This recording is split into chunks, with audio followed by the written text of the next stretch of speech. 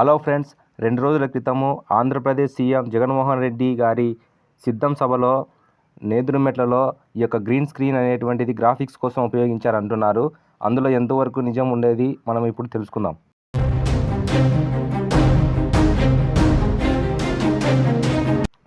పెద్ద సభలలో ఈ గ్రీన్ మ్యాట్ ఎందుకు ఉపయోగిస్తారంటే స్పీచ్ ఇచ్చే వ్యక్తికి ఆడియన్స్కు మధ్య కనెక్టివిటీ కోసం.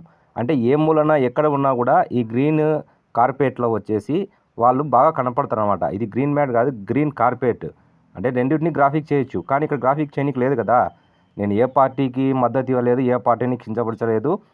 సొసైటీలో ఉండే ట్రూత్ చెప్తున్నాను, అది అర్థం చేసుకోవాలి. కొన్ని మీడియాస్ ఇలా అగెనిస్ట్గా చెప్తున్నాయి తప్ప అది అందులో నిజం లేదు. ఎందుకంటే గతంలో జరిగిన సభలకు చాలామంది వెళ్ళారు, చూసాము. ఆర్టీసీ బస్సులు కూడా అద్దెకు తీసుకున్నారు, డబ్బులు పే చేశారు, ఎమ్మెల్యేలు జరిగాయి. సో ఇందులో ఎటువంటి లేదు.